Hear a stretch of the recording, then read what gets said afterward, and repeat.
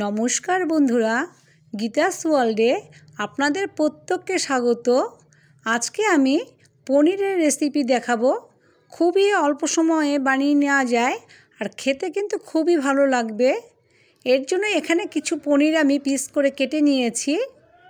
এবার ভালোভাবে ধুয়ে নিয়েছি। এখন কড়াই গরম করে সেখানে আমি 3 চামচ সাদা তেল দিয়ে দিয়েছি। তারপরে পনিরগুলো আমি ভেজে নিচ্ছি। এর জন্য এখানে একটু নুন দিয়ে নিলাম। আর পনিরগুলো কড়া করে ভাজবো না, এখন উল্টে পাল্টে একটু ভেজে নিয়ে তুলে নিচ্ছি। ভিডিওটি শেষ অবধি দেখার অনুরোধ রইল। এবার ওই তেলের মধ্যেই আমি জিরে, এলাচ, দারচিনি, লবঙ্গ দিয়ে দিলাম, একটু ভেজে নিলাম।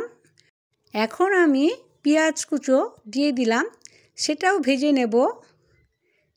একটু ভালোভাবে ভেজে নেওয়ার পরে এখানে আমি পেঁয়াজ বাটা দিলাম 1 চামচ, আদা রসুন বাটা দিলাম 1 চামচ, হলুদ গুঁড়ো দিয়েছি 1 চামচ, ধনিয়ার গুঁড়ো দিলাম 1/2 চামচ, জিরার গুঁড়ো দিলাম 1/2 চামচ আর কাশ্মীরি লঙ্কার গুঁড়ো দিয়ে দিলাম। দিয়ে সব কিছু একত্রে ভালোভাবে মিশিয়ে নিচ্ছি।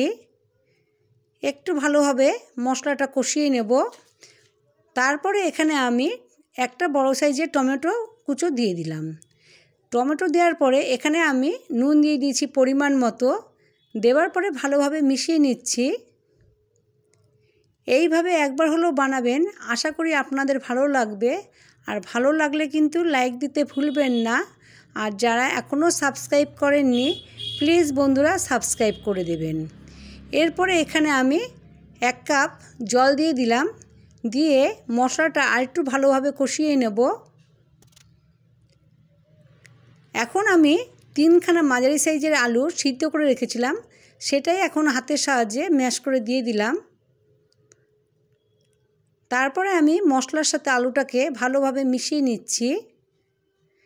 এই যে আলুর দানা দানা রয়েছে এতে কোনো অসুবিধা নেই, তাতে করে রুটি এবং ভাত খেতে খুবই ভালো লাগবে। শীতের রাতে এইভাবে যদি একবার এই পনিরের রেসিপিটা বানিয়ে নেন দেখবেন অপূর্ব লাগবে। শুধু এই রেসিপি দিয়েই ভাত রুটি খাওয়া যাবে।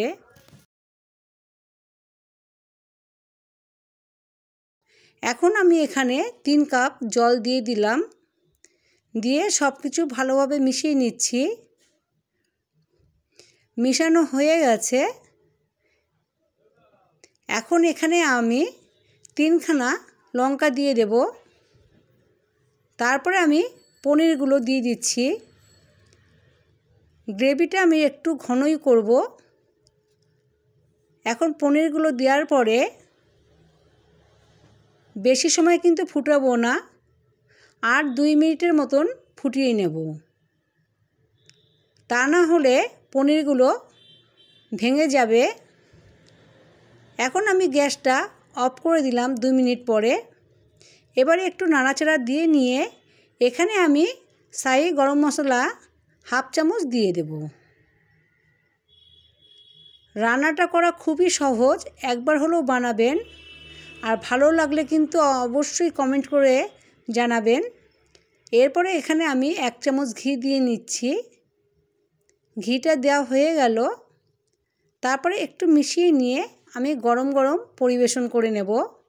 এখন আমি একটি বোলের মধ্যে পনিরের গ্রেভিটা নামিয়ে নিচ্ছি। দেখুন বন্ধুরা, দেখতে কতটা সুন্দর লাগছে, খেতে কিন্তু খুবই ভালো লাগবে। এইভাবে একবার হলেও বানাবেন, আশা করি আপনাদের খুবই কাজে আসবে। ভিডিওটি শেষ অবধি দেখার জন্য অজস্র ধন্যবাদ। আপনারা সবাই ভালো থাকবেন, সুস্থ থাকবেন।